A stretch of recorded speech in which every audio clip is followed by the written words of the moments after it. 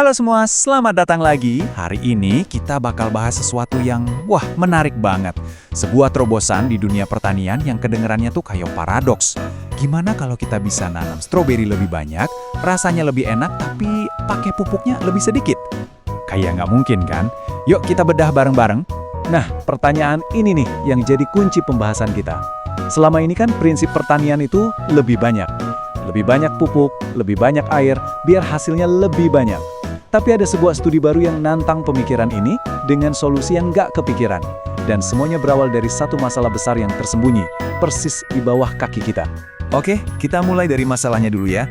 Buat ngasih makan semua orang di dunia, kita ini ketergantungan banget sama pupuk kimia. Pupuk ini penting, nggak salah. Tapi cara kita pakainya sekarang, itu justru jadi masalah besar. Coba deh lihat angka ini. Ini tuh tingkat efisiensi rata-rata pemakaian pupuk. Iya benar, cuma sekitar 30%. Artinya, 70% pupuk yang kita tebar itu nggak pernah keserap sama tanamannya. Terus sisanya kemana dong? Nah, sisanya itu numpuk di tanah. Lama-lama, tumpukan ini tuh kayak racun. Bikin tanah jadi asin, ngerusak strukturnya, dan yang paling parah, ngebahayain komunitas makhluk-makhluk super kecil yang sebenarnya penting banget buat kesehatan tanah. Jadi kita kayak kejebak kan? Kita butuh pupuk, tapi kalau kebanyakan malah ngerusak fondasi pertanian itu sendiri. Nah, disinilah muncul satu inovasi yang pinter banget. Para ilmuwan mulai mikir, daripada nambahin kimia terus ke tanah, gimana kalau kita ubah sesuatu yang paling dasar, kayak air, biar tanahnya bisa kerja lebih baik. Dan inilah solusinya, air gelembung mikronano atau MNBW. Coba bayangin air biasa, tapi isinya miliaran gelembung oksigen yang super duper kecil, bahkan lebih kecil dari bakteri. Saking kecilnya, gelembung ini nggak langsung naik ke atas terus pecah. Mereka justru melayang-layang di dalam air, jadi kayak baterai oksigen mini yang bisa dianterin langsung ke akar tanaman. Dan ini tuh bukan cuma teori loh. Para peneliti beneran ngelakuin eksperimen di sebuah kebun stroberi. Kayak yang bisa kita lihat di sini, mereka pasang sistem irigasi, sebagian pakai air biasa, dan sebagian lagi pakai air super oksigen ini. Hipotesis mereka ini, berani banget. Mereka nebak dengan nambahin oksigen ke tanah, mereka bisa bangunin ekosistem di dalam tanah biar kerjanya lebih efisien. Jadi tanamannya bisa nyerap nutrisi lebih baik meskipun pupuknya dikurangin. Pertanyaannya, bener nggak ya tebakan mereka? Oke, sekarang kita masuk ke bagian yang paling seru, hasilnya. Dan jujur aja, hasilnya ini bener-bener bikin kaget. Yuk kita lihat datanya. Oke, fokus ke tabel ini ya. Kelompok kontrol atau CK itu yang pakai 100% pupuk. Ini patokan standarnya. Sekarang, lihat baris-baris di bawahnya yang ada tulisan MNBW. Kelompok ini dikasih air gelembung, tapi pupuknya cuma 70%.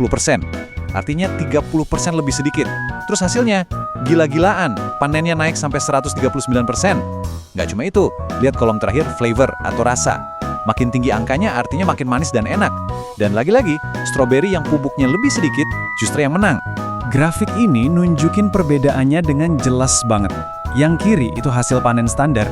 Yang kanan, hasil panen pakai MNBW dan pupuknya dikurangin. Hasilnya lebih dari 2 kali lipat. Ini sih bener-bener terobosan. Mereka nggak cuma nanam stroberi lebih banyak, tapi mereka berhasil ngelakuin itu sambil ngurangin pupuk secara signifikan. Dan ini bukan kata saya loh ya, ini kutipan langsung dari penelitiannya. Para ilmuwan nyimpulin kalau MNBW itu ningkatin hasil dan kualitas panen secara signifikan, bahkan pas pupuknya dikurangin. Jadi intinya ini beneran berhasil. Tapi gimana caranya? Jawabannya ternyata bukan di tanamannya, tapi di dunia tak kasat mata di bawahnya. Rahasianya ada di dalam tanah. Yuk kita lihat gimana air gelembung ini bisa ngubah total lingkungan di sekitar akar tanaman. Di satu sisi, kita punya tanah dari irigasi biasa. Biasanya padat, basah, dan agak pengap karena kurang oksigen. Lingkungannya jadi lamban. Nah, di sisi lain, kita punya tanah MNBW.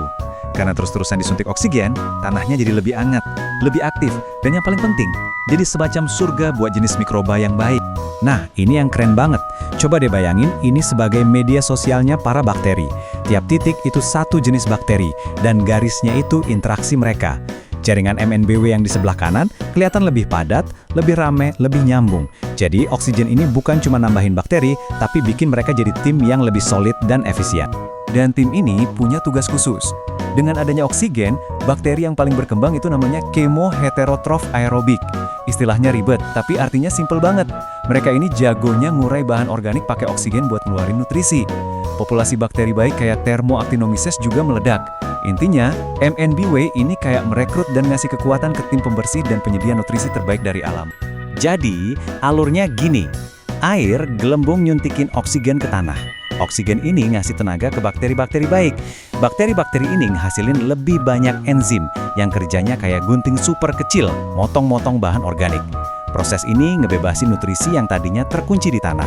Dan hasilnya, tanaman jadi lebih sehat dan buahnya lebih enak, padahal pupuk tambahannya lebih sedikit.